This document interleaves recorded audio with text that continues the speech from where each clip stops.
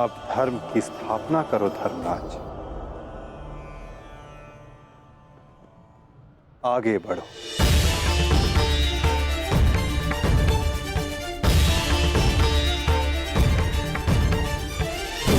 क्षमा शमोस्तेयम् शौचमिन्द्रिय क्षमा शमोस्तेयम् शौचमिन्द्रिय निग्रह निर्विद्या सत्यं क्रोधो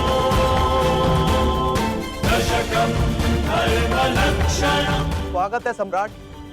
महाराज धृतराष्ट्र आप सभी की प्रतीक्षा कर रहे हैं।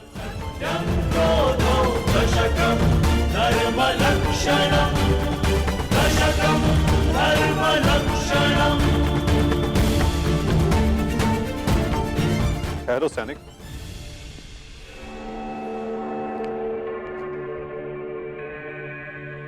मुझे युवराज दुर्योधन का कक्ष देखना है।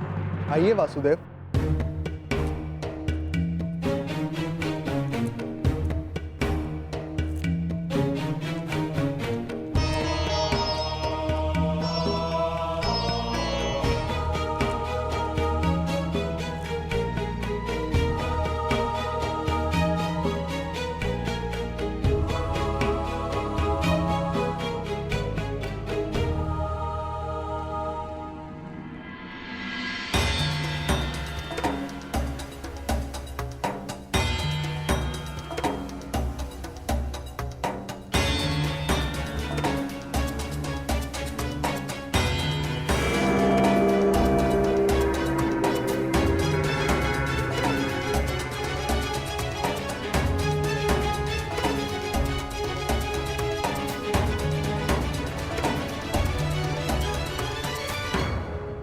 इस लो प्रतिमा का उपयोग युवराज अपने युद्ध अभ्यास के लिए किया करते थे। किंतु ना अब दुर्योधन शेष है, ना युद्ध। अब इस प्रतिमा का स्थान बदलने का समय आ गया है।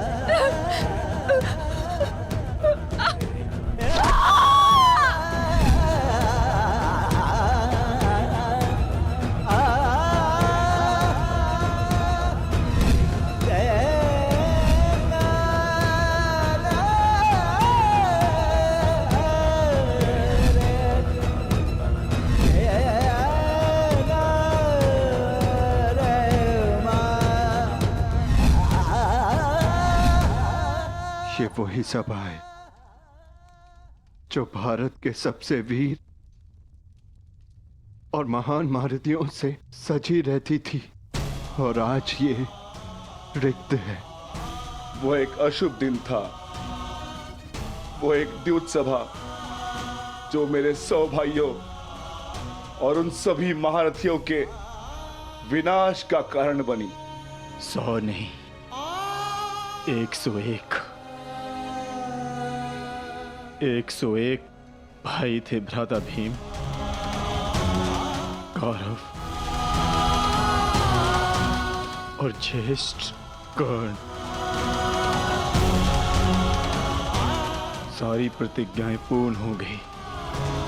यदि कुछ खाली है तो ये सभा। तुम सब विलाप ना करो।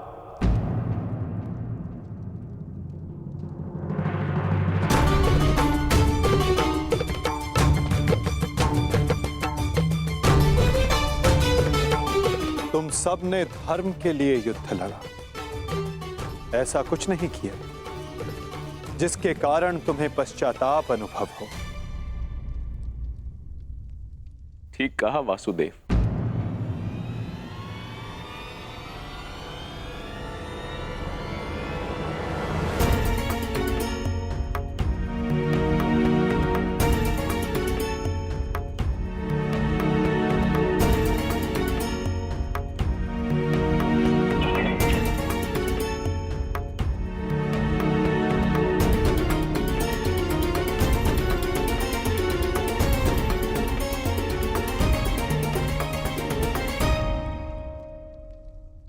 पश्चाताप तो मुझे करना चाहिए। एक राजा का कर्तव्य होता है अपनी प्रजा को उन्नति के द्वार तक लेकर जाना,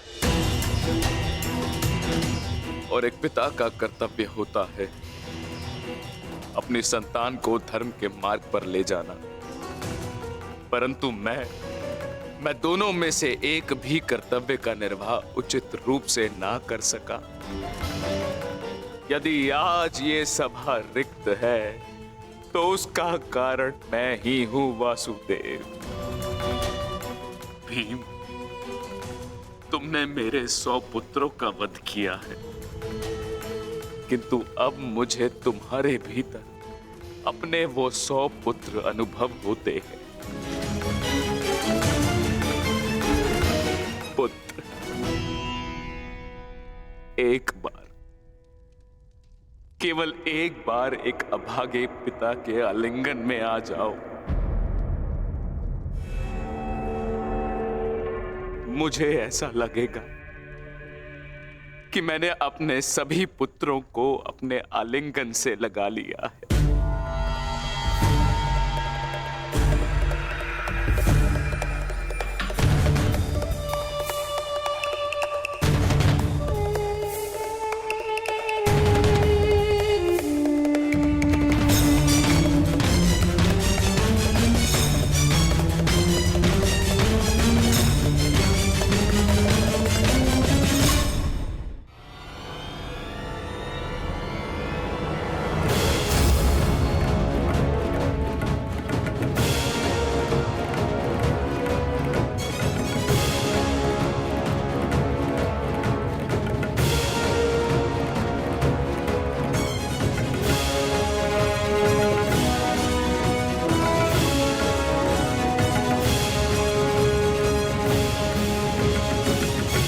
तुम्हारे अंदर 100 हाथियों का बल है ना भीम,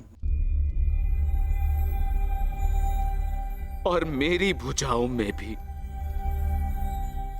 मेरे 100 पुत्रों का वध करते हुए तुम्हें तनिक भी पीड़ा नहीं हुई भीम। तनिक भी हृदय नहीं कांपा तुम्हारा अपने भ्राताओं का वध करते हुए।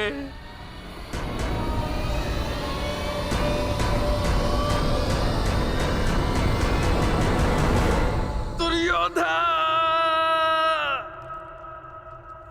ये तुम्हारे लिए है पुत्र।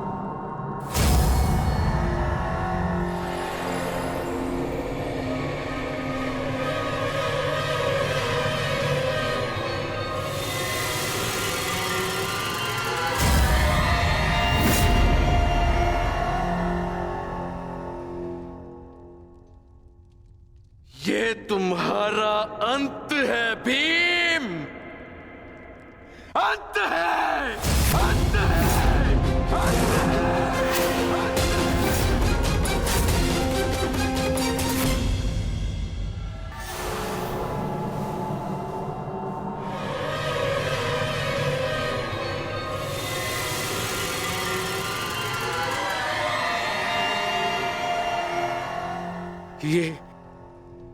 ये मैंने क्या कर दिया?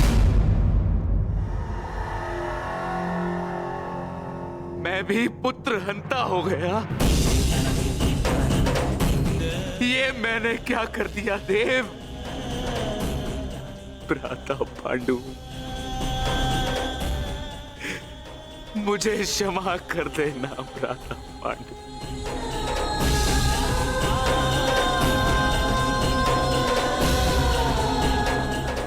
प्रतिशोध की ज्वाला ने मेरे विवेक को हर लिया।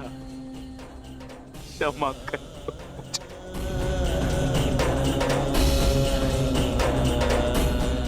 पुत्र भीम,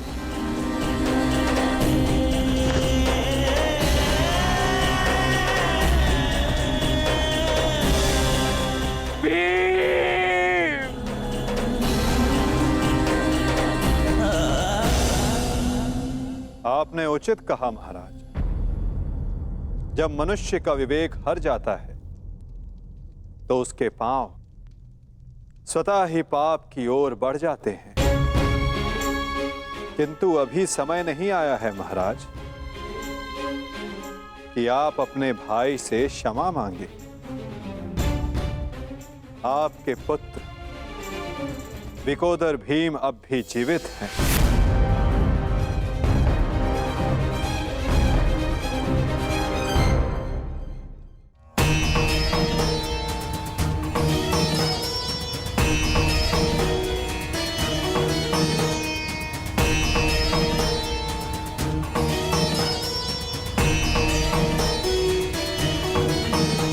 एक विवेकहीन निर्णय ने द्यूत रचा, दूसरे विवेकहीन हठ ने पांचाली का चीर हरण किया।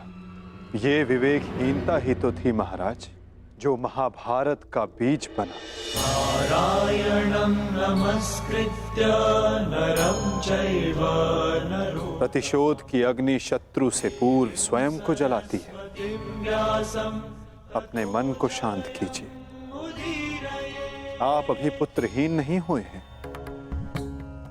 आपके 5 पुत्र सरस्वती अभी जीवित हैं। ततो जयं मुदीरये।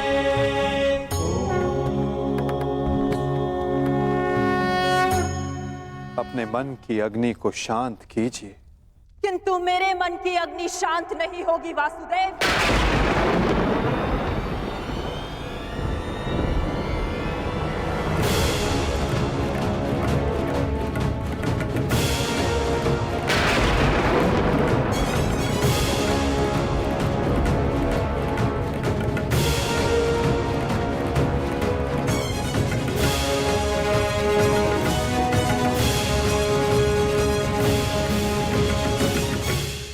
छल से मेरे सभी पुत्रों को मरवा डाला वासुदेव। मैंने प्रयास किया कि मेरा एक पुत्र शेष रह जाए, परंतु उस प्रयास को भी तुम्हारे छल ने भंग कर दिया। श्री बलराम को भी अपने कपट में उलझाकर मौन करवा दिया तुमने, परंतु इस माता की ममता अब मौन नहीं रह सकती। तुम्हारे छल से मेरे कुल का नाश हुआ है वासुदेव। मैं तुम्हें श्राप देती हूं कि जिस प्रकार तुमने मेरे कुल का अंत किया है, उसी प्रकार तुम्हारे कुल का अंत भी होगा।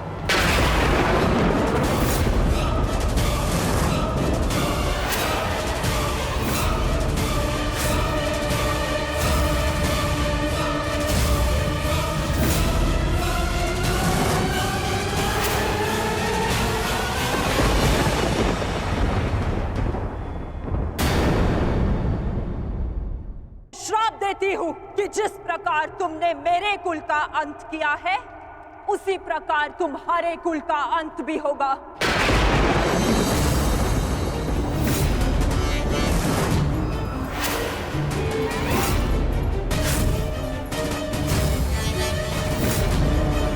तुम्हारा कुल भी ऐसे ही आपस में लड़कर नष्ट हो जाएगा।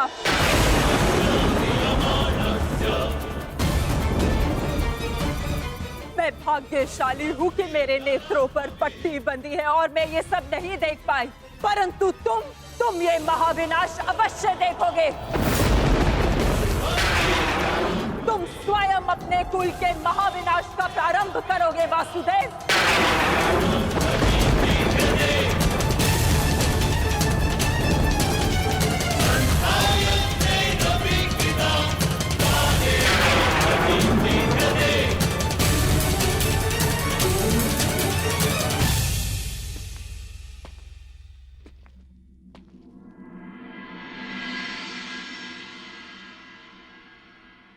जिस प्रकार एक प्रसन्न माता का आशीष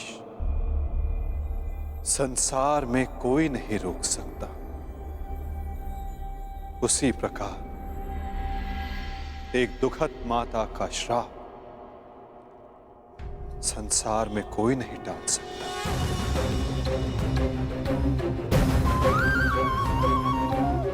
मुझे आपका श्राप स्वीकार है माते।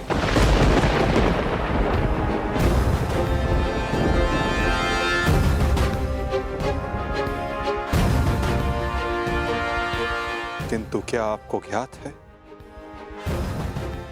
कि इस युद्ध का सत्य क्या है? क्या आप जानती हैं कि इस महाविनाश, इस महायुद्ध का वास्तविक रूप क्या है? मेरे साथ चलिए माता, उस कुरुक्षेत्र की रणभूमि पर जो इस महाविध्वंस, इस महाभारत की साक्षी बनी है।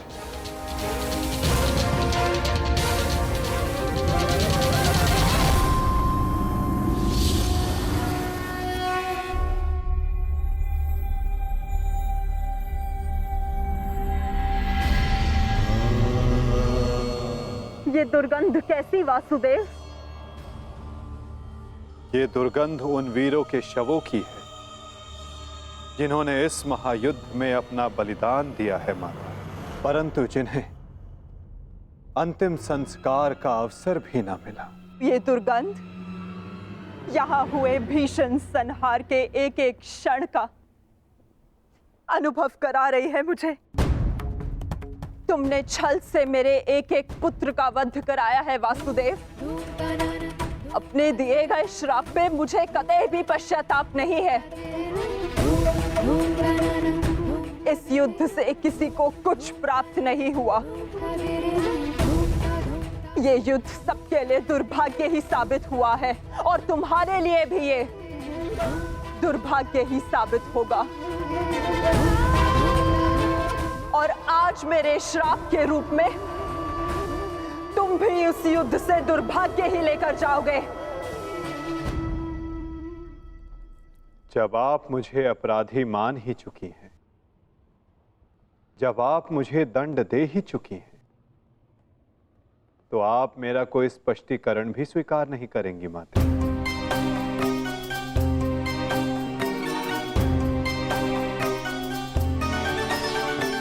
परंतु सत्य का भान आपके लिए आवश्यक है माता। जिनकी दृष्टि से इस महायुद्ध का कोई भी क्षण, कोई भी छल अनदेखा नहीं गया है माते, अब वीर बारबरी आपको सत्य का भान करवाएंगे।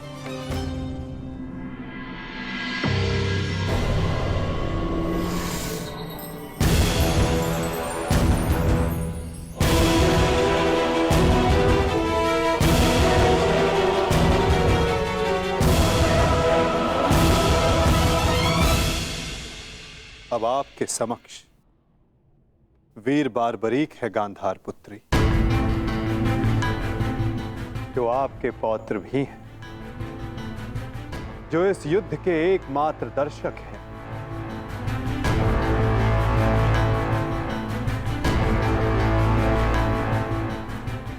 वो बारबरी जिन्होंने अपना शीश दान किया और अमर हो गए।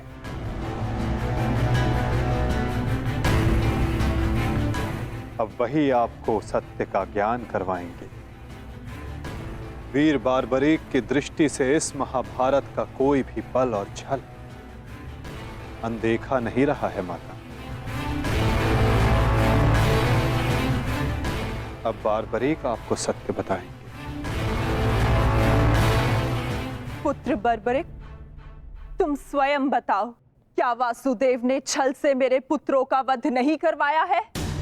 यदि तुमने इस युद्ध का एक एक क्षण निष्पक्ष होकर देखा है तो बताओ, कौरव वंश के वट वृक्ष महामहिम भीष्म, जिन्हें इच्छा मृत्यु का वरदान था, क्या वासुदेव ने उन्हें अपने छल से धराशाही नहीं करवाया है? क्या वासुदेव ने द्रोण पुत्र अश्वत्थामा की मृत्यु का छल रचकर आचार्य द्रोण का वध नहीं करवाया है? क्या मेरे पुत्र दुर्योधन की रक्षा कर रहे उसके मित्र कर्ण को छल से नहीं मरवाया है वासुदेव ने? पुत्र दुर्योधन पर युद्ध के नियमों के विरुद्ध जाकर प्रहार किया गया, क्या वो वासुदेव का छल नहीं था? मेरे समस्त 100 पुत्रों के वध का कारण केवल वासुदेव है। क्या ये भी सत्य नहीं है बारबरिक?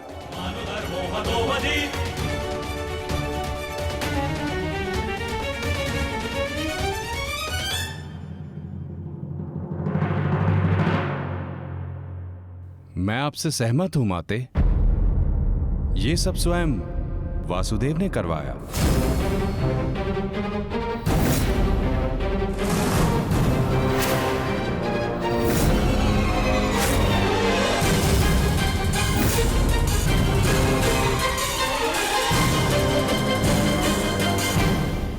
परंतु माते, आप किन 100 पुत्रों की बात कर रही हैं? कौन भीष्म, कौन कर्ण, कौन द्रोण और कौन अभिमन्यु? सत्य तो यह है माते कि कुरुक्षेत्र में कोई था तो केवल एक पुरुष, वासुदेव कृष्ण। ना कोई भीष्म, ना कोई द्रोण और ना ही अंगराज कर्ण। जिस पर प्रहार हुए वो वासुदेव ही थे, और जिसने प्रहार किए वो भी वासुदेव ही थे।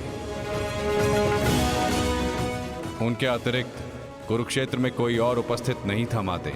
ये तुम क्या कह रहे हो बर्बरिक? इसका क्या अर्थ है? इसका अर्थ शब्दों से नहीं, दृश्यों से समझ आएगा राजमाता।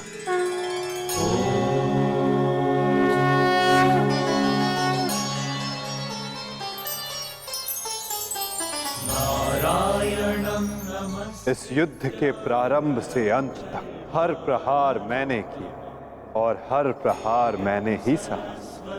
व्यासं ततो जयम् उदीरयेत् देवीं सरस्वतीं। धर्म स्थापना के लिए धनुष, गदा, खड्ग, ये सब मैंने ही उठाए और इन सारे अस्त्रों का हर एक प्रहार मैंने ही सहा।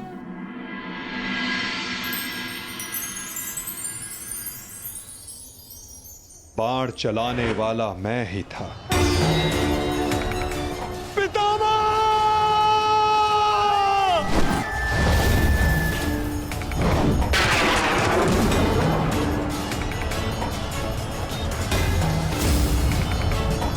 और उस बाण को अपने शरीर पर लेने वाला भी मैं ही था।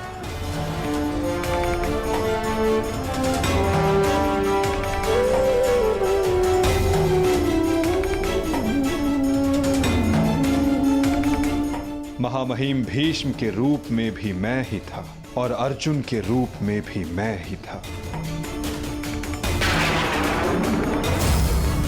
और सरशैया पर लेटने वाला भी मैं ही था।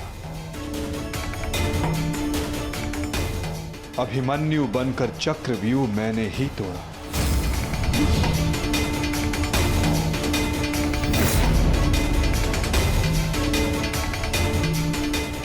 वापस आओ अभिमन्यु, लौट आओ, यू में प्रवेश मत करो। विश्वास कीजिए दात्री, मैं इस चक्रव्यूह को तोड़ सकता हूं, और यदि मेरा सर कट भी जाए तब भी आपका सर गर्व से उठा रहेगा। और उस दिन मुझे ही घेर कर मारा गया।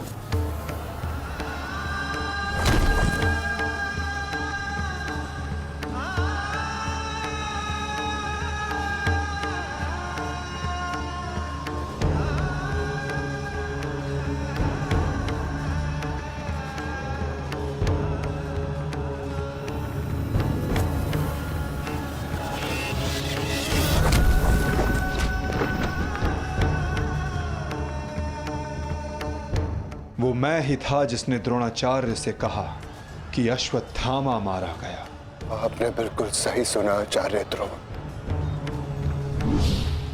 अश्वत्थामा मारा गया। द्रोणाचार्य के रूप में अस्त्र त्यागने वाला भी मैं ही था।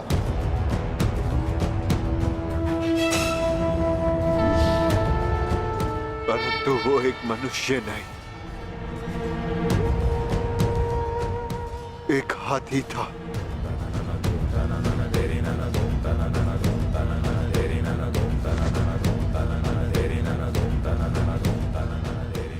अश्वत्थामा!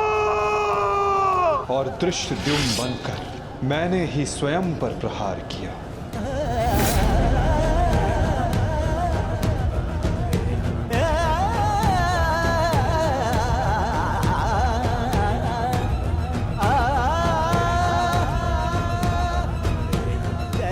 और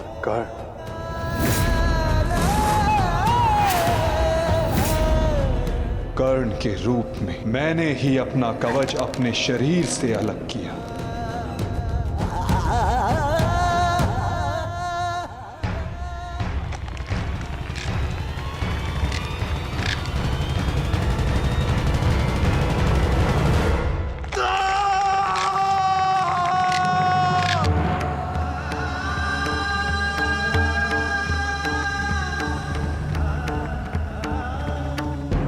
और युद्ध के मध्य में मेरे ही रथ का चक्र धंसा और मेरे ही आदेश पर मैंने ही स्वयं पर अंजलि का अस्त्र चलाया। अंगराज को मुक्त करो पार्थ, अंजलि का अस्त्र का प्रयोग करो।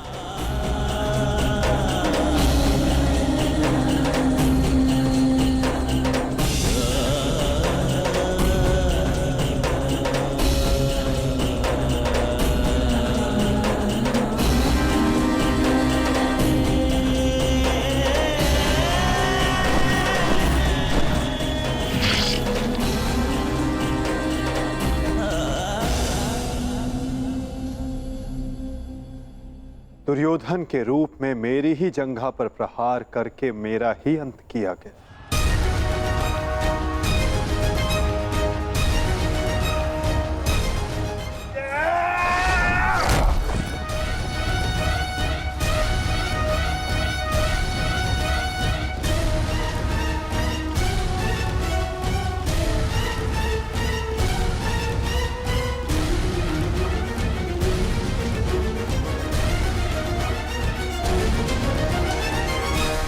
द्रुपद हो या दृष्टद्युम्न, विकोदर भीम हो या अर्जुन, सब में मैं ही था। मैं ही विजयी हुआ और मैं ही पराजित हुआ।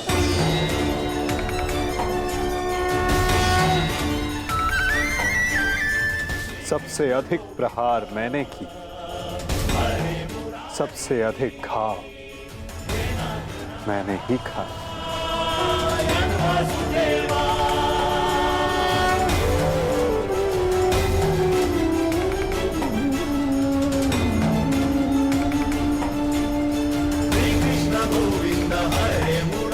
18 दिनों के इस महासंहार हर बार मृत्यु मेरी ही हुई। गिरता था जो घायल होकर रणभूमि में वो मैं ही था। अश्वत्थामा के अंगों से रक्त पीप श्वेत बनकर मैं ही युग युगांतर तक भटकूंगा। जीवन मैं हूं तो मृत्यु भी मैं ही।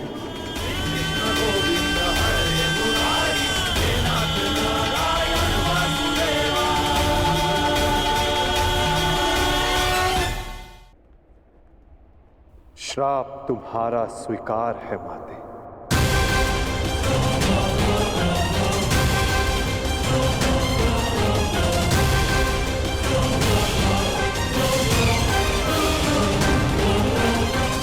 परंतु जब सब आपने किया तो ये माया क्यों मेरे वासुदेव? आप सब एक क्षण में ठीक कर सकते थे, तो फिर ऐसा आपने क्यों नहीं किया? फिर उन प्रतिज्ञाओं का क्या होता माते, जो सबने ली थी? उन अपराधों के दंड का क्या होता, जो सबने किया? उन कष्टों का पुरस्कार क्या होता, जो धर्म ने सहे? उस सीख का क्या होता, जो इस युद्ध में हुए हर मृत्यु से मानव जाति को मिले और जो संसार में प्रलय आने तक उनका मार्गदर्शन करेगी?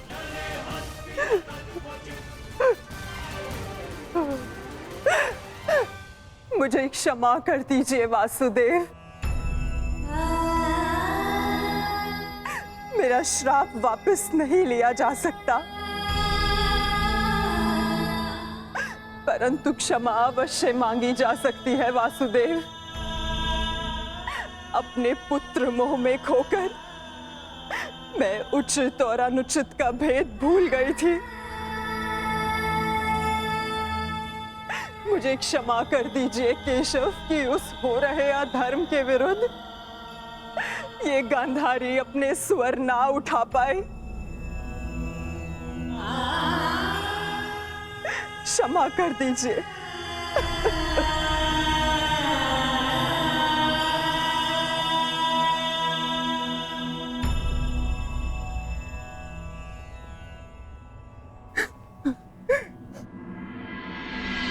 नहीं माते, किसी का अंत किसी के श्राप से नहीं होता। यदि किसी का अंत होता है तो स्वयं के पापों से। यदि यदुवंश का अंत होगा तो आपके श्राप से नहीं माते, अपितु स्वयं के पाप कर्मों से।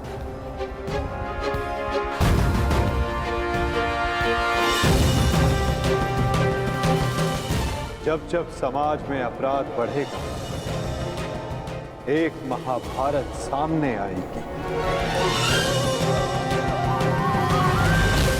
अपने ही अपनों को काटेंगे, कभी कुरुक्षेत्र में तो कभी द्वारका में।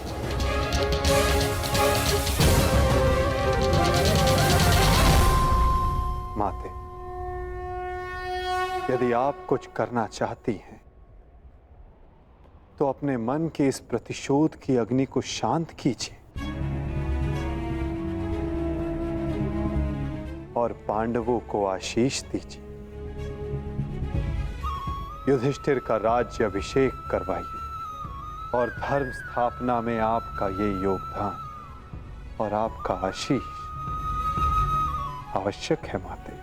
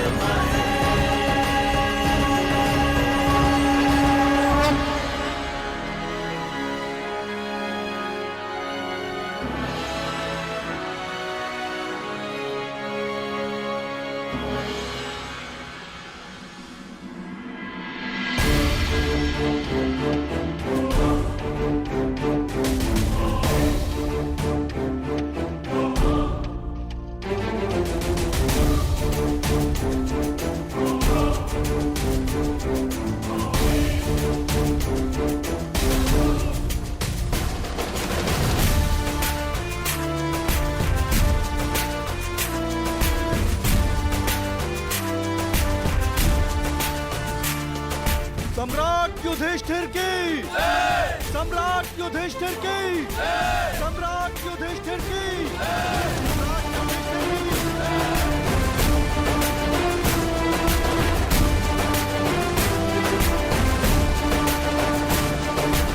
धर्मराज, केवल एक ही वीर था जो परिवर्तन के लिए अंतिम श्वास तक लड़ा। महारथी सूर्य पुत्र कर्ण।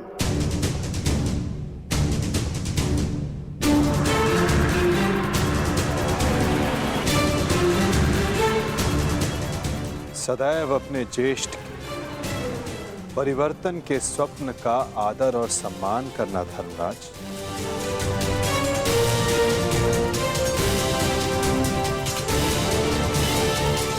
सम्राट पद पर स्थापना के पश्चात मैं पहली घोषणा करता हूं,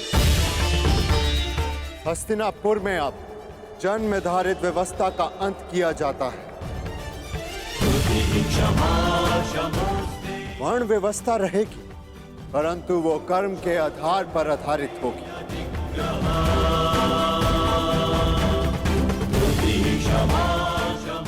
सूत हो या शूद्र हो, सबको शिक्षा का समान अधिकार दिया जाएगा और योग्यता के आधार पर काम, सम्मान और समानता का अधिकार सबको दिया जाएगा। यही धर्म स्थापना की नींव है और यही परिवर्तन का प्रारंभ है। सम्राट युधिष्ठिर की, सम्राट युधिष्ठिर की, सम्राट युधिष्ठिर की, सम्राट युधिष्ठिर की। मुझे विश्वास है कि मेरे पश्चात परिवर्तन का अध्याय प्रारंभ होगा।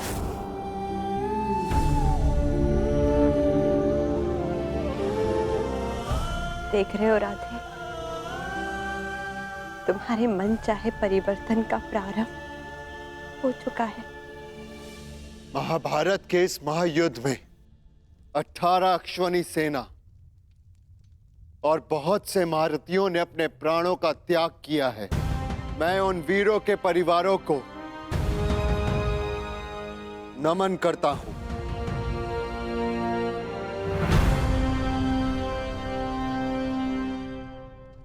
मैं सम्राट युधिष्ठिर ये आदेश देता हूं, युद्ध में सम्मिलित प्रत्येक सैनिक के परिवार को आर्थिक सहायता दी जाएगी। उनके बालकों को शिक्षा, उनके आश्रितों के लिए भरण पोषण की व्यवस्था अब सम्राट का उत्तरदायित्व है। सम्राट युधिष्ठिर की, सम्राट युधिष्ठिर की, सम्राट युधिष्ठिर की, सम्राट युधिष्ठिर की। और भ्राता कर्ण, मुझे विश्वास है कि मैं संसार में सदा राधे कर्ण के नाम से ही जाना चाहूंगा। राधे कर्ण के द्वारा सुझाए गए प्रतिरूप के आधार पर राज्य में समानता की एक नई व्यवस्था विकसित की जाएगी।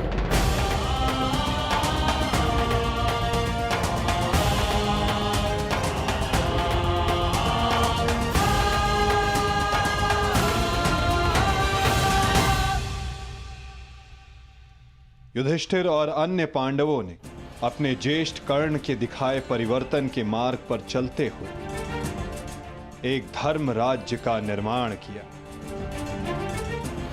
अर्जुन का लक्ष्य अब केवल एक महान व्यवस्था की स्थापना थी। 100 कौरवों का नाश कर देने वाले भीम ने भी अब निर्माण की भागदौड़ संभाल ली थी और नकुल सहदेव अपनी माता कुंती, गांधारी और बुजुर्ग हो चले धृतराष्ट्र की सेवा में लगे थे। हर ओर धर्म था, संपन्नता थी, आनंद था, परंतु अतीत से छूटा एक बाण परीक्षा बनकर भारत के भविष्य पर मंडरा रहा था।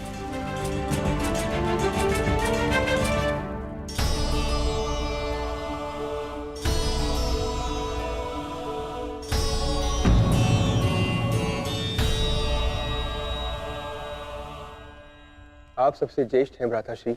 इस स्थान पर आपका अधिकार है, परंतु फिर भी आप ये स्थान रिक्त क्यों रखते हैं?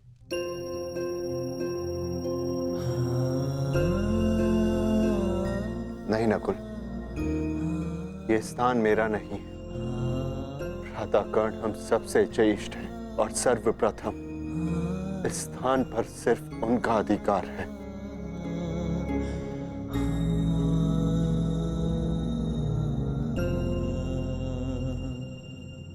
साम्राज्ञी,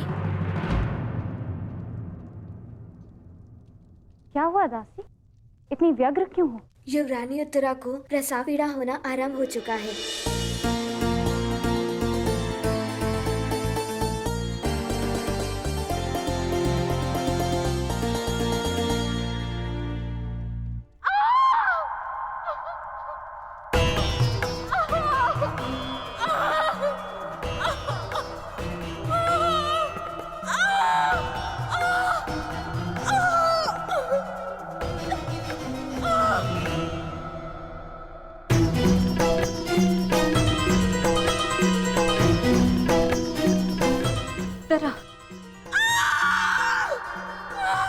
ज्येष्ठ, माता कहाँ है?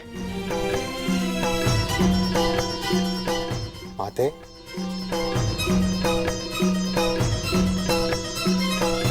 माता, माता वो उत्तरा। हम भीतर जाकर देखते हैं।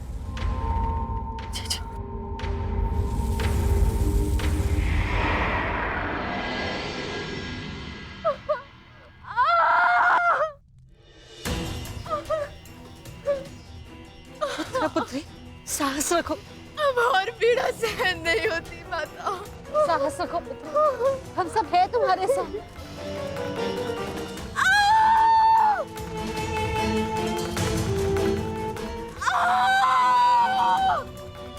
माता, प्रसव पीड़ा तो सबको होती है, परंतु उत्तरा के लक्षण गंभीर हैं।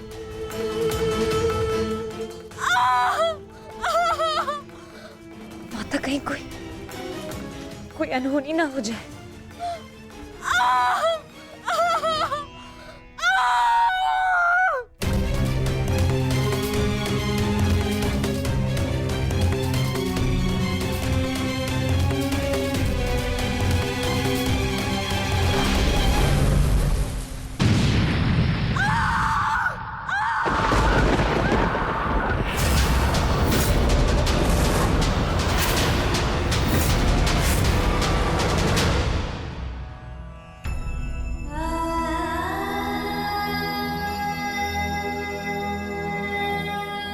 ये क्या अनर्थ हो गया? अब हम क्या उत्तर देंगे उत्तरा को? उत्तरा,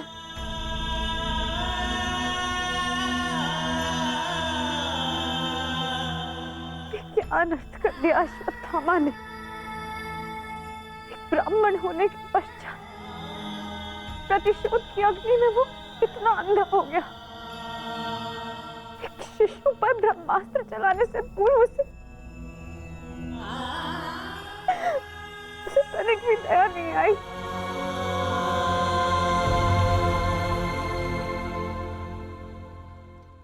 क्षमा कीजिए महाराज, किंतु हम शिशु नहीं बचा सके।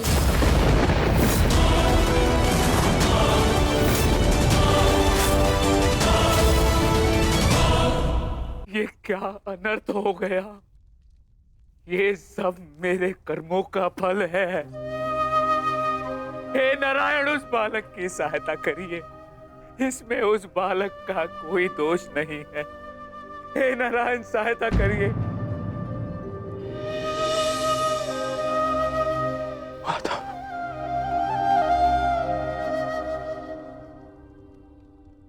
माता, कुछ कीजिए माता, कुछ कीजिए। मैं आपसे विनती करता हूँ, हमारे वंश के अंतिम बीज की रक्षा कीजिए, हमारा वंश समाप्त हो जाएगा।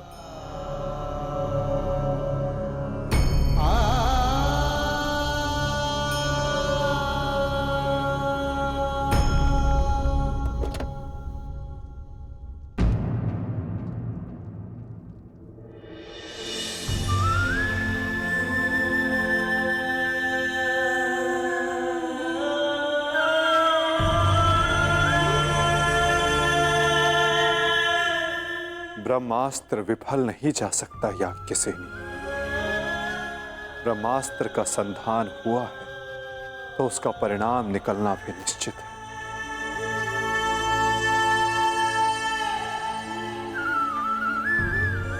क्या यही धर्म स्थापना है माधव? इस अजन्मे शिशु का क्या दोष जो इससे भी अधर्म का मूल्य अपने प्राण देकर चुकाना पड़ा?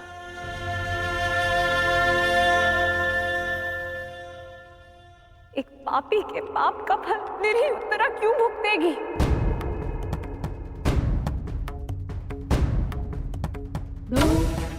माधव, वो तो इस युद्ध में सम्मिलित भी नहीं थी, परंतु इस युद्ध में उसने अपना सब कुछ खो दिया। अपने पिता, अपना भाई, अपना पति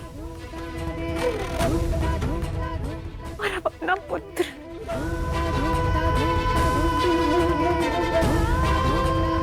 ये कैसी धर्म स्थापना है माधव?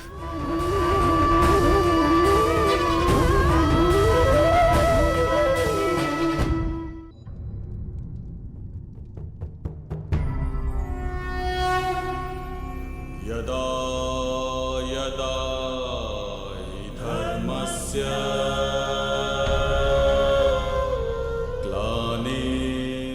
यदि मैंने अपने माता पिता का आजीवन सम्मान किया, यदि मैंने अपने गुरु की गुरु दक्षिण संपूर्ण मन से दी, यदि मेरे जीवन का हर कार्य का उद्देश्य शुभ रहा है,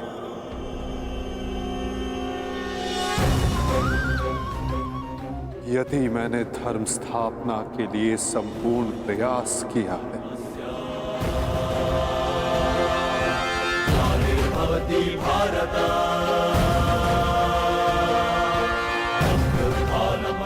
तो ये बालक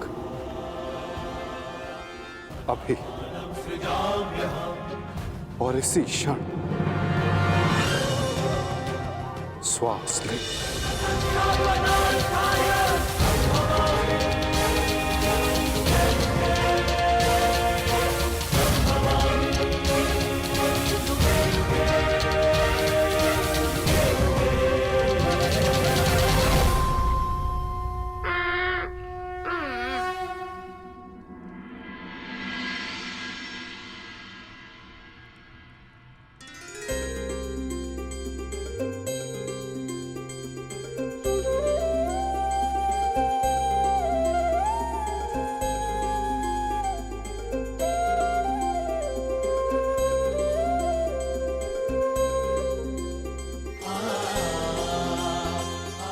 अपने जीवन की सबसे कठिन परीक्षा में सफल हुआ है ये बालक। ब्रह्मास्त्र की कठिन परीक्षा में खरा उतरा है ये बालक, जो धर्म स्थापना का मुख बनेगा।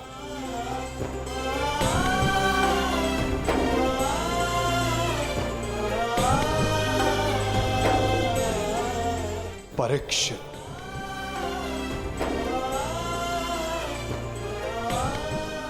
हाँ याज्ञसेनी, इस बालक का नाम परीक्षित होगा। ऋषाली! ऋषाली! ऋषाली! ऋषाली! पुत्र ऋषाली!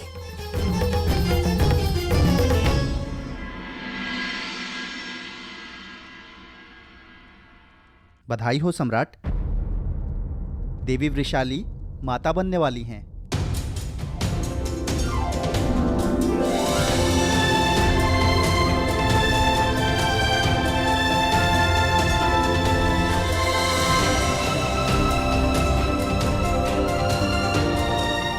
प्रभु को कोटि कोटि धन्यवाद।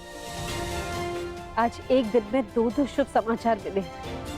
अब परिवर्तन के 2 सूर्य चमकेंगे हस्तिनापुर।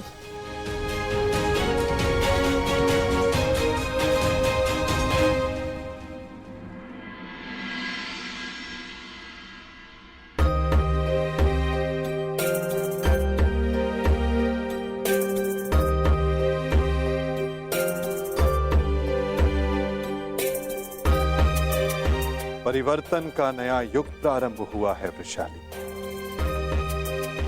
प्रसन्न हो जा कि सूर्य पुत्र को तर्पण देने वाला इस संसार में आने वाला है।